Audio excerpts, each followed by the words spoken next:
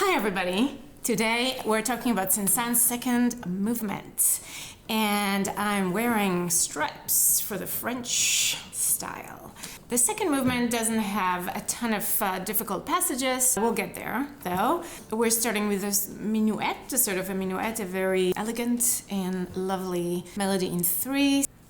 I use a narrow vibrato for this dolce assai beginning, so just so.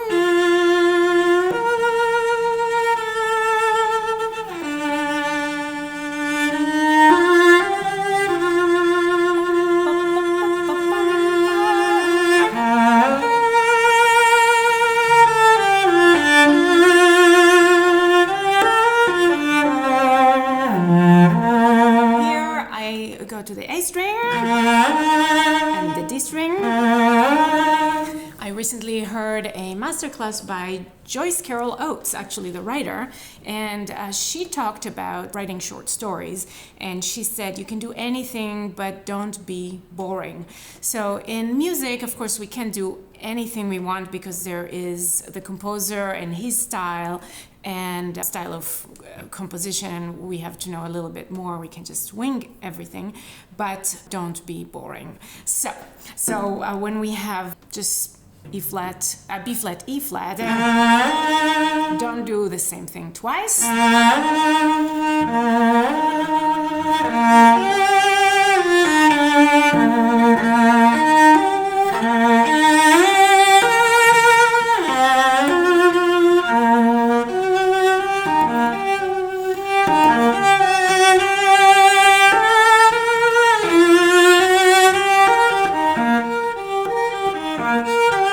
You can play with the rhythm perhaps a little bit inégal, which means not equal. Not every note is just measured exactly for the first time you play this. And then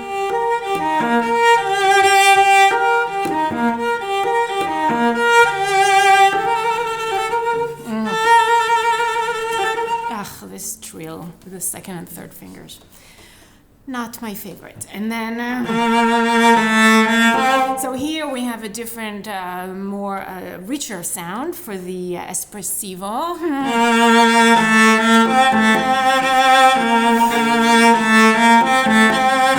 This is, if you're not sure about how to produce this dashes, this kind of articulation, the dashes above the notes, just practice with open strings. So using your index finger to press down the wood so that your bow, the wood of your bow, is almost meeting the hair of the bow. So down. My bow is pretty tight right now, so.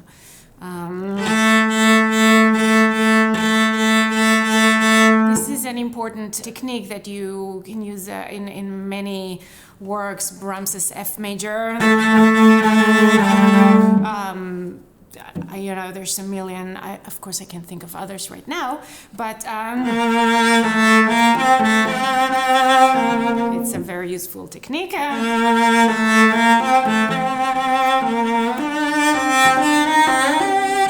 So in other words, the bow, there's not a full stop. When you're playing those dashes, you're dipping in. You're not stopping the bow. It's not. It's a very big distinction.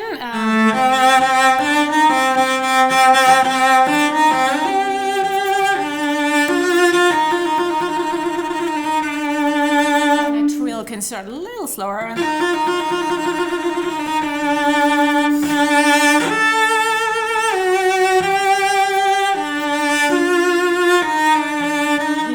To listen to the winds. They have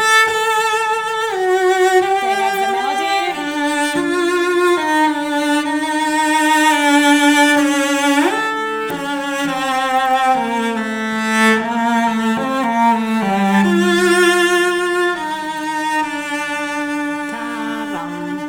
Ta-dum. Always, of course, have the orchestral parts in your head. And here, if you notice, I'm using the D string. So first A string, then D string.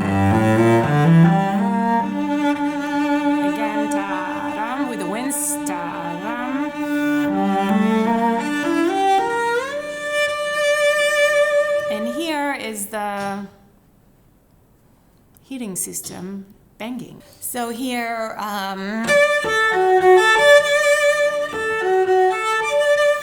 so this passage I like to play separately. I start a little slower and like a snowball, falling down a mountainside. It starts little by little and accelerating. How to practice this? It's a great question. For intonation, I play with double stops. And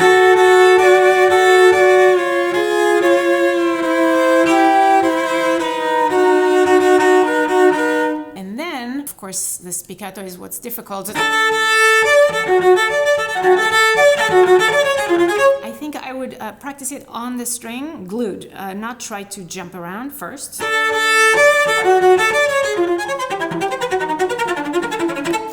Just like when you practice Elfantans or Elgar second movement, you start on the string and then it starts, the bow starts bouncing. So you cannot start from above right away. Don't do that.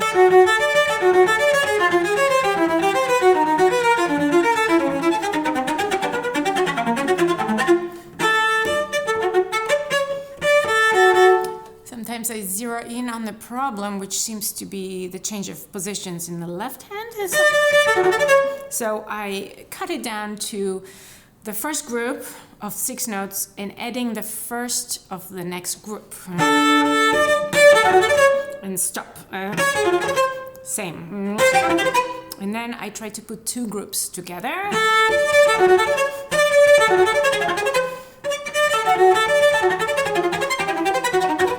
Eventually it should work, but it took me quite a while. You need patience. Some things just take their sweet time to happen for our bodies. And then we get to the trills. So trills, especially now that I haven't been practicing a lot since Corona. Who's with me? My fingers are a little out of shape, and so for the trills, I practice them with little spurts. So 1 turn, 2 turns, and adding, and so forth. Another way to practice is to use your lack of coordination, which is when we move fast, one hand, the other hand will also move fast.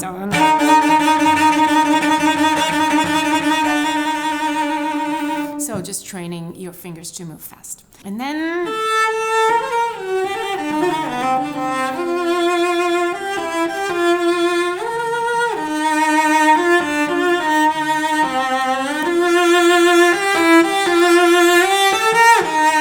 so again, here we have 1 sentence.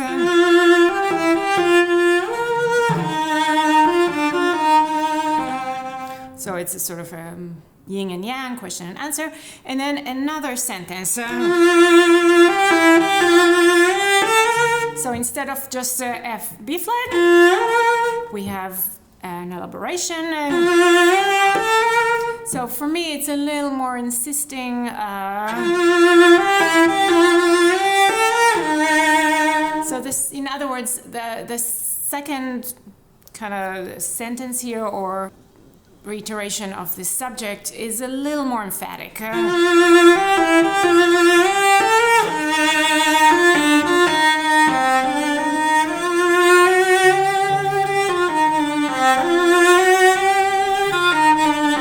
When you play with your pinky, just pluck a little bit, pluck sideways the string, that will give it a little definition.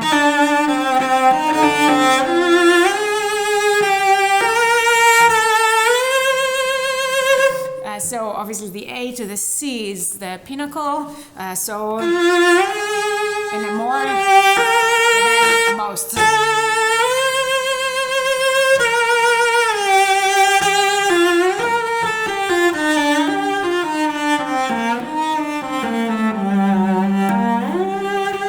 I like playing this on the D string.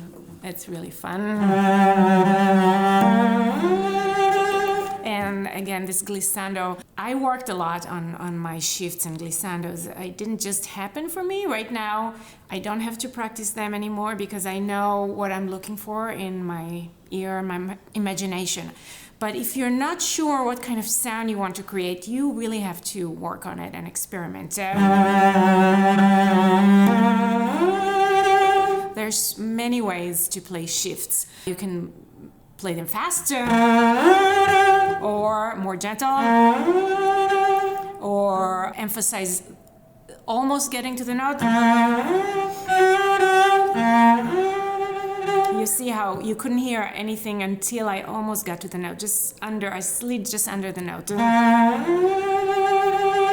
So that's kind of old-fashioned way of playing it, which I really like. 2, 3.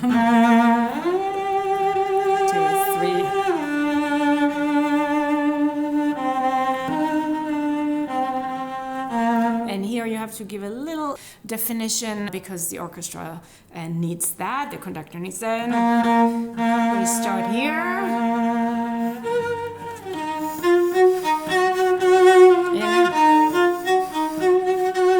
And again, this is a little nostalgic, bittersweet.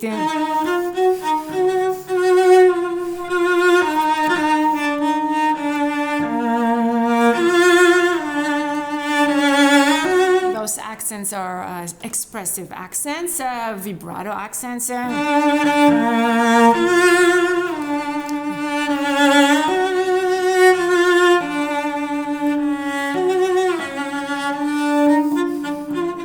This is really very dance-like, so really think of a minuet, something elegant and charming.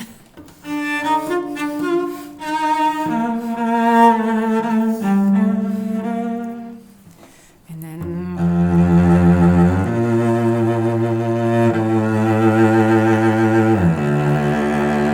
I would say think of how you're getting from the A to the D.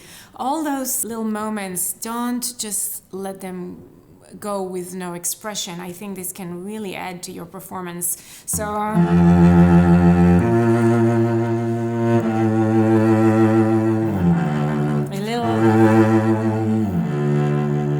little time, a little very gentle shift there would really add a lot. Don't do just there should be obviously a continuation between those two notes, just like a singer will not sing two notes without connection. And you can take a little time and then in tempo. Because those 3 quarters give the orchestra their tempo, brings them back into the pulse.